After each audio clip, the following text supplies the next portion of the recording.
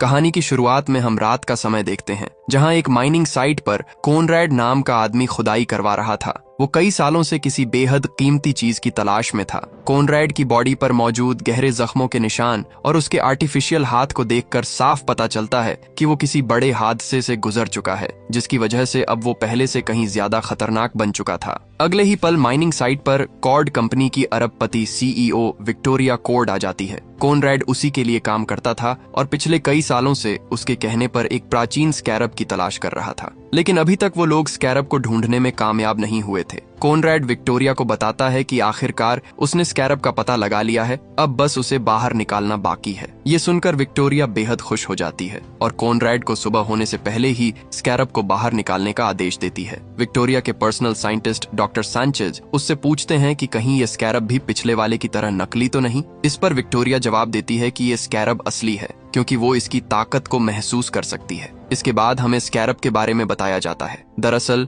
Scarab धरती का नहीं था, बल्कि ब्रह्मांड के किसी दूसरे ग्रह की एक एलियन टेक्नोलॉजी थी। ब्रह्मांड में भटकते हुए उसने कई ग्रहों को तबाह किया और फिर धरती पर आ पहुंचा। धरती पर यह स्कैरब मिस्र के प्राचीन राजाओं को मिला। उसकी टेक्नोलॉजी की मदद से उन्होंने विशाल पिरामिडों का निर्माण किया। समय के साथ स्कैरब अलग अलग लोगों के पास जाता रहा और उसने कई लोगों को अपनी सदी का सबसे ताकतवर और मशहूर इंसान बनने में मदद की। कुछ लोगों ने स्कैरब की ताकत का इस्तेमाल शहर से क्राइम खत्म करने और लोगों की मदद करने के लिए किया। ऐसे ही लोगों को दुनिया ब्लू बीटल के नाम से जानती थी। अगले सीन में हम हाइमे को पालमेरा सिटी के एयरपोर्ट पर देखते हैं। हाइमे कई सालों बाद अपनी लॉ की पढ़ाई पूरी करके वापस अपने शहर लौटा था। इसी वजह से उसके पेरेंट्स उसे लेने एयरपोर्ट आए हुए थे। काफी समय बाद अपने पेरेंट्स, ग्रैंड मदर और अपनी बहन मिलाग्रो से मिलकर हाइमे बेहद खुश हो जाता है। कुछ देर बाद उसके अंकल रूडी भी वहां पहुंच जाते हैं। इसके बाद सभी लोग रूडी की कार में बैठकर एक रेस्टोरेंट में डिनर करने चले जाते हैं। खाना खाने के दौरान हाइमे की बहन मिलाग्रो उसे बताती है कि बहुत जल्द वो सब बेघर होने वाले हैं,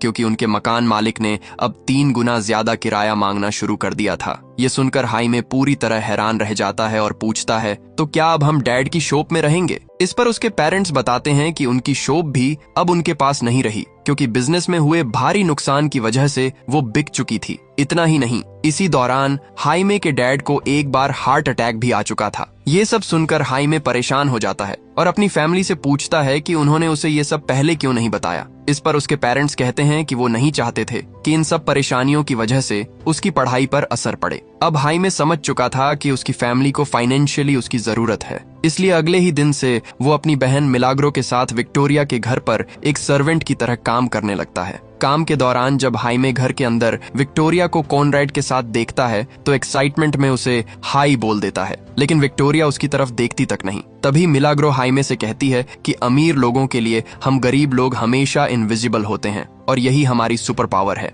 उधर जब विक्टोरिया अपने कमरे में पहुंचती है तो वहां उसे जेनी मिलती है। जेनी उसे एक वीडियो दिखाती है जिसमें कॉर्ड कंपनी ऐसे सुपर वेपन्स बनाने की तैयारी कर रही थी जो किसी आम इंसान की बॉडी से जुड़कर उसे इतना ताकतवर बना सकते थे कि वो अकेले ही 100 लोगों का मुकाबला कर सके। दरअसल जेनी के डैड और विक्टोरिया ने मिलकर कॉर्ड कंपनी की शुरुआत की थी, लेकिन उनके डैड की मौत के बाद जेनी कंपनी में विक्टोरिया की पार्टनर बन गई थी और वो बिल्कुल नहीं चाहती थी कि कंपनी ऐसे हथियार बनाए जिनकी वजह से लाखों लोगों की जान खतरे में पड़ जाए। इसके बाद जेनी विक्टोरिया से पूछती है कि जब इस प्रोजेक्ट को सालों पहले बंद कर दिया गया था तो अब उसे दोबारा शुरू क्यों किया जा रहा है। इस पर विक्टोरिया उसे समझाने की कोशिश करती है कि अगर वो एडवांस वेपन्स बनाएंगे तो उन्हें दूसरे देशों की मिलिट्री को बेचकर बहुत बड़ा फायदा हो सकता है। जब जेनी विक्टोरिया से पूछती है कि उसे आइलैंड पर माइनिंग के दौरान आखिर क्या मिला है, तो विक्टोरिया उसके सवाल का कोई जवाब नहीं देती और कॉनरैड के साथ वहां से जाने लगती है। विक्टोरिया को जाता देखकर जेनी उससे कहती है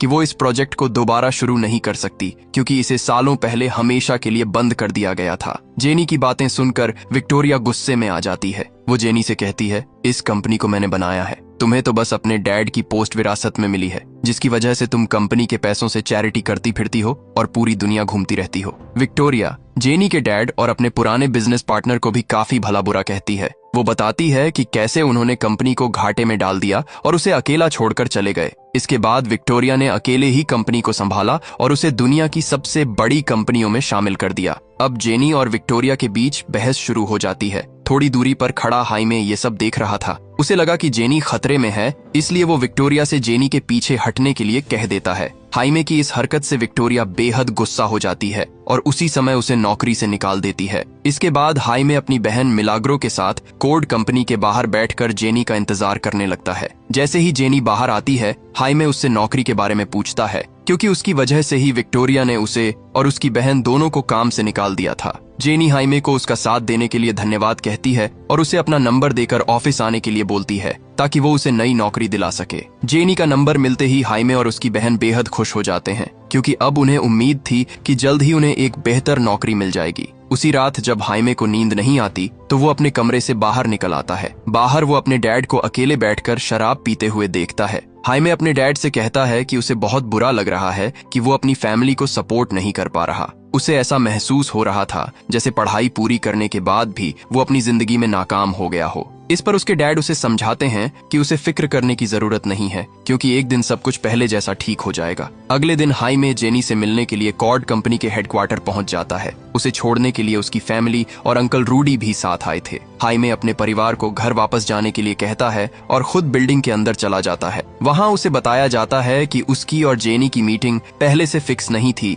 इसलिए उसे थोड़ी देर इंतजार करना होगा। दूसरी तरफ कंपनी के अंदर जेनी एक साइंटिस्ट का सूट पहनकर चोरी छिपे उस लैब की तरफ बढ़ रही थी जहां स्कैरब रखा हुआ था। रास्ते में वो बड़ी चालाकी से डॉक्टर सांचेज के पास से लैब की चाबी हासिल कर लेती है और दरवाजा खोलकर अंदर पहुंच जाती है। लैब के अंदर स्कैरब को देखकर जेनी पूरी तरह हैरान रह जाती है, लेकिन इससे पहले कि डॉक्टर सांचेज वापस आते वो स्कैरब को लेकर वहां से निकल जाती है। जब डॉक्टर सांचेज वापस लौटते हैं और लैब में स्कैरब को गायब देखते हैं तो वो बुरी तरह घबरा जाते हैं। वो तुरंत इमरजेंसी अलार्म बजाकर सिक्योरिटी को अलर्ट कर देते हैं और आदेश देते हैं कि किसी को भी बिल्डिंग से बाहर न जाने दिया जाए। जेनी किसी भी तरह स्कैरब को लेकर वहां से निकलना चाहती थी, लेकिन तभी हाइमे उसे देख लेता है और उसके पीछे जाने लगता है। जेनी हाइमे को समझाने की कोशिश करती है कि इस समय उसके पास बिल्कुल समय नहीं है और वो बाद में उससे बात करेगी, लेकिन तभी पूरी बिल्डिंग में इमरजेंसी अलार्म बजने लगते हैं। मजबूर होकर जेनी वो बॉक्स हाइमे को दे देती है जिसके अंदर स्कैरब रखा हुआ था।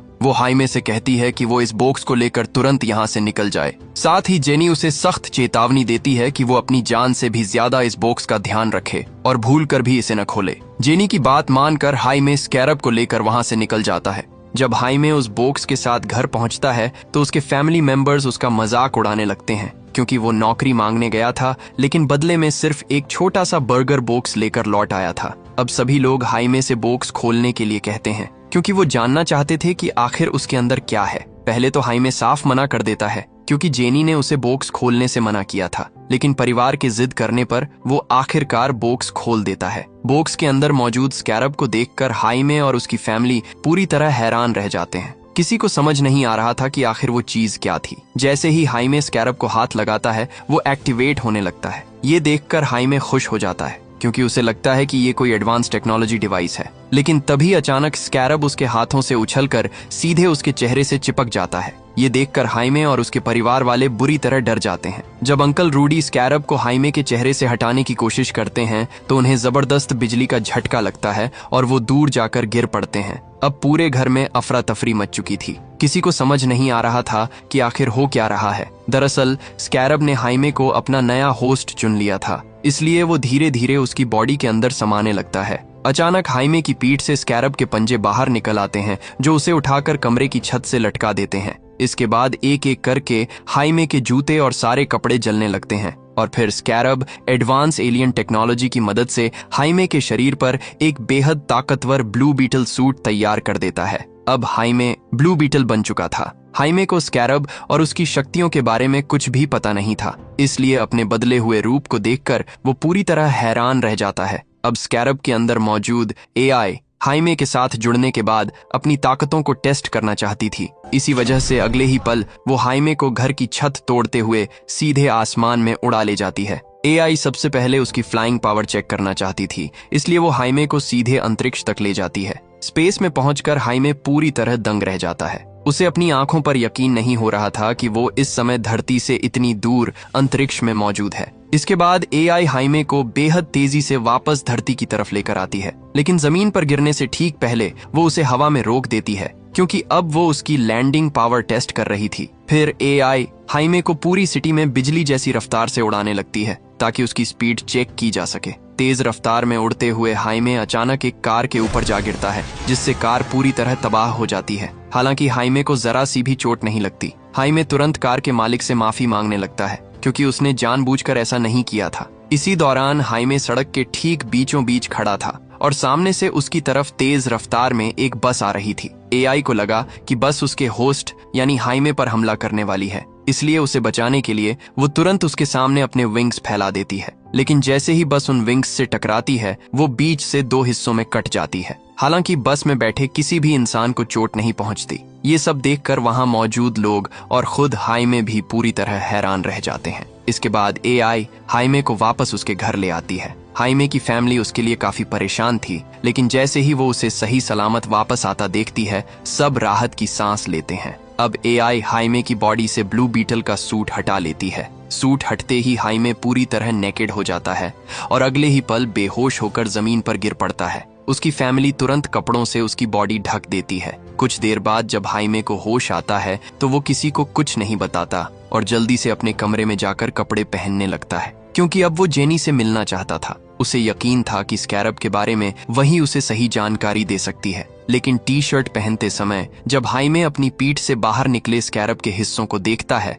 तो वो और भी ज्यादा डर जाता है। हाइमे की फैमिली उसे घर से बाहर नहीं जाने देना चाहती थी, क्योंकि सबको डर था कि कहीं उसके साथ कुछ और बुरा ना हो जाए। लेकिन हाइमे किसी तरह सबको समझाकर जेनी से मिलने के लिए कोड कंपनी के हेडक्वार्टर पहुंच जाता है। वहां पहुंचकर वो देखता है कि जेनी किसी से छुपते हुए भाग रही है। जैसे ही जेनी की नजर हाइमे पर पड़ती है, वो जल्दी से उसकी कार में बैठ जाती है और उससे तुरंत गाड़ी भगाने के लिए कहती है। दरअसल विक्टोरिया को पता चल चुका था कि लैब से स्कैरब जेनी ने चुराया है, इसलिए अब उसके गार्ड्स जेनी को मारना चाहते थे। हाइमे किसी तरह जेनी को लेकर वहां से भाग निकलता है और विक्टोरिया के गार्ड्स से बचते हुए अपने घर पहुंच जाता है। घर पहुंचते ही हाइमे के अंकल रूडी उस पर गुस्सा करने लगते हैं, क्योंकि वो उनकी कार लेकर गया था और अब वो कई जगह से टूट चुकी थी। हाइमे की फैमिली भी जेनी से नाराज थी, क्योंकि उसी के दिए बोक्स की वजह से हाइमे की ये हालत हुई थी। तभी हाइमे के डैड सबको शांत कराते हैं और कहते हैं कि उन्होंने इससे भी मुश्किल दिन देखे हैं, इसलिए डरने की कोई जरूरत नहीं है, क्योंकि ये बुरा समय भी एक दिन गुजर जाएगा। जब जेनी हाइमे से स्कैरब के बारे में पूछती है तो हाइमे उसे बता देता है कि स्कैरब अब उसकी बॉडी के अंदर मौजूद है। साथ ही वो अपनी पीठ से बाहर निकले स्कैरब के हिस्से भी सबको दिखाता है। ये देखकर जेनी हैरान रह जाती है। वो हाइमे को बताती है कि स्कैरब ने उसे अपना नया होस्ट चुना है, जो बेहद अजीब बात है, क्योंकि स्कैरब किसी को भी इतनी आसानी से अपना होस्ट नहीं बनाता। पिछले हजारों सालों में उसने सिर्फ चुनिंदा लोगों को ही चुना था और अब उनमें से एक हाइमे भी बन चुका था। जब हाइमे जेनी से पूछता है कि क्या स्कैरब को उसकी बॉडी से बाहर निकाला जा सकता है, तो जेनी बताती है कि इसका जवाब शायद उसके डैड की लैब में मिल सकता है। दरअसल जेनी के डैड ने अपनी पूरी जिंदगी स्कैरब पर रिसर्च करने में बिताई थी, लेकिन उस लैब की चाबी इस समय कोड कंपनी की बिल्डिंग में मौजूद थी। इसीलिए हाइमे, जेनी और अंकल रूडी के साथ कंपनी की बिल्डिंग के पास पहुंच जाता है ताकि किसी तरह वो चाबी हासिल की जा सके। अंकल रूडी ने सालों की मेहनत से एक खास डिवाइस बनाई थी, जो अपने आसपास मौजूद सभी सीसीटीवी कैमरों को कुछ समय के लिए ब्लॉक कर सकती थी। वहीं दूसरी तरफ विक्टोरिया कोड अलग अलग देशों के जनरलों के साथ स्कैरब टेक्नोलॉजी से बने हथियारों की डील कर रही थी। लेकिन तभी कॉनरैड आकर उसे बताता है कि स्कैरब चोरी हो चुका है और जेनी हमारे हाथ नहीं लगी। ये सुनते ही विक्टोरिया गुस्से से आग बबूला हो जाती है और कॉनरैड को हर हाल में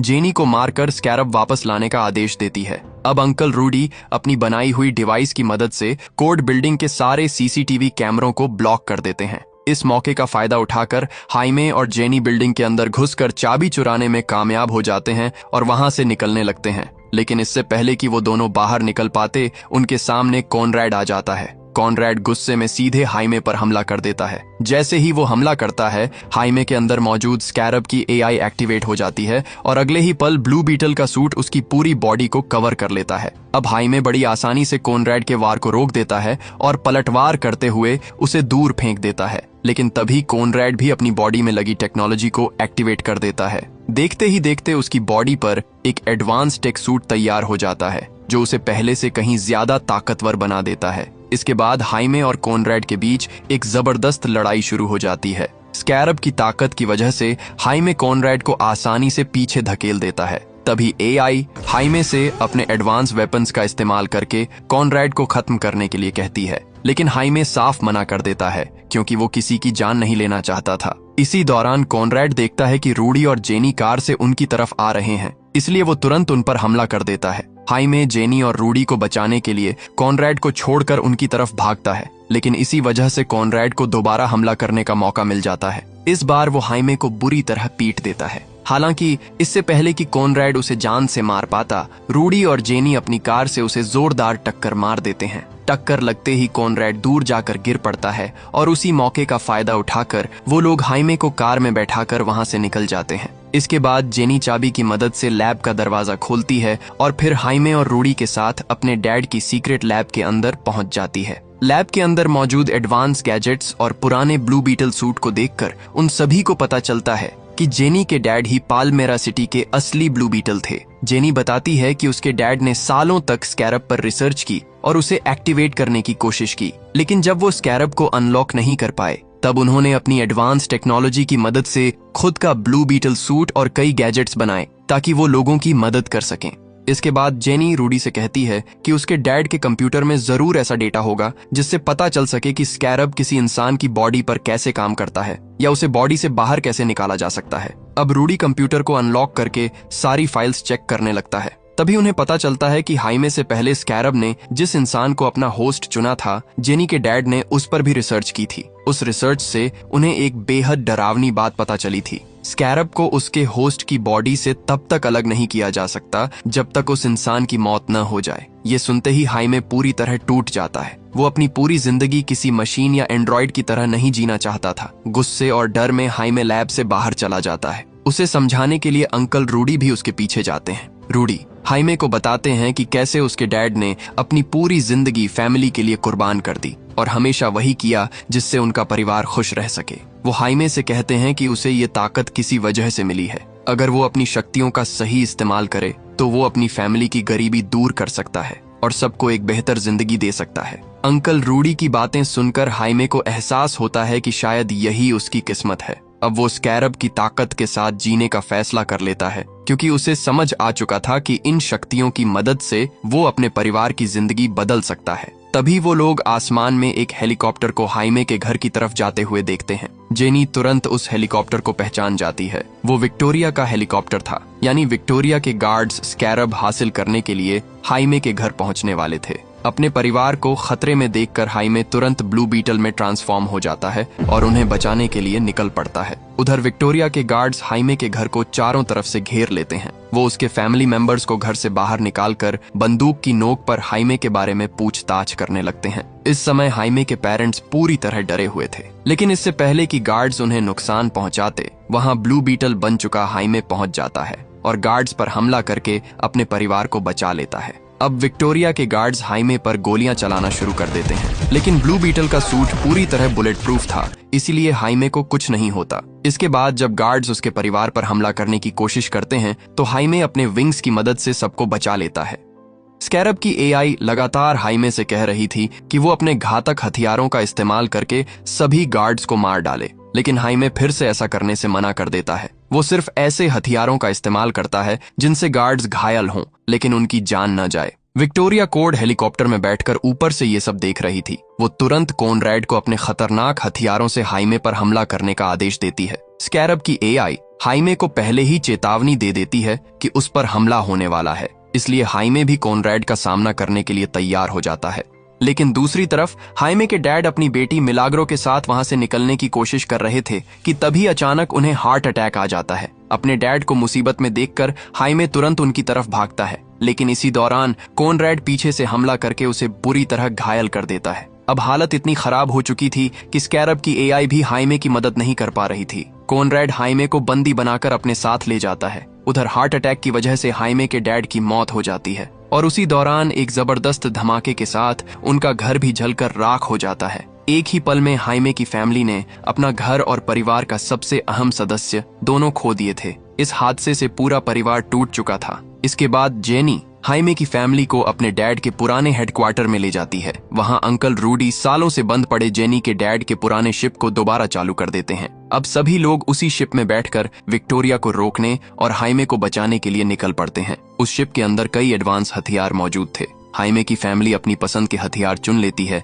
ताकि वो विक्टोरिया के गार्ड्स का मुकाबला कर सकें। इसके बाद वो लोग प्लान बनाते हैं कि जिस किले में हाइमे को कैद रखा गया है वहां टनल के रास्ते मेन पावर सप्लाई तक पहुंचकर बिजली काट दी जाए ताकि अंधेरे का फायदा उठाकर वो हाइमे को बचा सकें। दूसरी तरफ जब हाइमे को होश आता है तो वो खुद को एक बड़ी इलेक्ट्रिक मशीन से बंधा हुआ पाता है। दरअसल विक्टोरिया ने अपने साइंटिस्ट्स को आदेश दिया था कि वो हाइमे की बॉडी से स्कैरब की ताकत निकालकर कॉनरैड के अंदर ट्रांसफर कर दें। उधर जेनी और हाइमे की फैमिली विक्टोरिया के गार्ड्स पर हमला कर देती है। रूडी अपनी चालाकी और एडवांस टेक्नोलॉजी की मदद से कई गार्ड्स को आसानी से खत्म कर देता है। इसके बाद वो सभी लोग टनल के रास्ते इलेक्ट्रिक पावर सप्लाई की तरफ बढ़ने लगते हैं। वहीं दूसरी तरफ विक्टोरिया के आदेश पर साइंटिस्ट्स हाइमे की शक्तियों को कॉनरैड के अंदर ट्रांसफर करना शुरू कर देते हैं। जब जेनी और मिलाग्रो गार्ड से बचते हुए पावर सप्लाई रूम तक पहुंचती हैं, तो वो देखकर दंग रह जाती हैं कि विक्टोरिया ने वहां एडवांस मशीनों का पूरा नेटवर्क तैयार कर रखा था। इन मशीनों की मदद से वो हाइमे की बॉडी से निकलने वाली एनर्जी को स्टोर कर रही थी ताकि स्कैरब की ताकत से और भी खतरनाक हथियार बनाए जा सकें। ये देखकर जेनी पूरे इलाके में बम लगा देती है और फिर वहां से निकल जाती है। अगले सीन में हम हाइमे को देखते हैं जिसे एक अजीब सा विजन दिखाई देता है। उस विजन में वो अपने डैड से मिलता है। अपने डैड को देखकर हाइमे बेहद खुश हो जाता है। हाइमे के डैड उसे समझाते हैं कि उसे स्कैरब को पूरी तरह अपना लेना चाहिए ताकि वो दोनों एक हो जाए, क्योंकि यूनिवर्स ने उसे किसी खास मकसद के लिए चुना है। हाइमे अपने डैड से उसके साथ वापस चलने के लिए कहता है, लेकिन उसके डैड मना कर देते हैं। तभी वो पूरी जगह टूटने और बिखरने लगती है। अपने डैड की बात मानकर हाइमे स्पेस में तैर रहे ब्लू बीटल को छू लेता है। जैसे ही वो ऐसा करता है, स्कैरब की एआई और हाइमे की पावर पूरी तरह एक दूसरे से जुड़ जाती है। लेकिन अब तक बहुत देर हो चुकी थी, क्योंकि स्कैरब की काफी ताकत पहले ही कॉनरैड की बॉडी में ट्रांसफर हो चुकी थी। अब कॉनरैड पहले से कहीं ज्यादा ताकतवर बन चुका था और चारों तरफ तबाही मचाना शुरू कर देता है। उधर जेनी के लगाए हुए बम फट जाते हैं, जिससे लैब की पूरी पावर सप्लाई बंद हो जाती है। इस मौके का फायदा उठाकर हाइमे खुद को मशीन से आजाद कर लेता है, लेकिन इससे पहले कि कॉनरैड उसे मार पाता, विक्टोरिया का पर्सनल साइंटिस्ट लैब का दरवाजा खोल देता है और हाइमे को बाहर निकलने में मदद करता है। वो हाइमे से कहता है कि उसकी फैमिली यहीं मौजूद है और उसे तुरंत जाकर उन्हें बचाना चाहिए। साइंटिस्ट ऐसा इसलिए करता है क्योंकि अब उसे एहसास हो चुका था कि वो इतने समय से विक्टोरिया का साथ देकर गलत कर रहा था। अपनी फैमिली के वहां होने की बात सुनते ही हाइमे उन्हें बचाने के लिए निकल पड़ता है। उधर कॉनरैड गुस्से में उस साइंटिस्ट को बेहद बेरहमी से मार डालता है और फिर हाइमे का पीछा करने निकल जाता है। कुछ ही देर में कॉनरैड हाइमे तक पहुंच जाता है, लेकिन मरने से पहले हाइमे किसी तरह उससे बचकर भाग निकलता है। भागते भागते वो एक लोहे के विशाल दरवाजे तक पहुंच जाता है, जिसके आगे जाना लगभग नामुमकिन था। उधर विक्टोरिया के गार्ड्स लगातार उसकी तरफ बढ़ते जा रहे थे।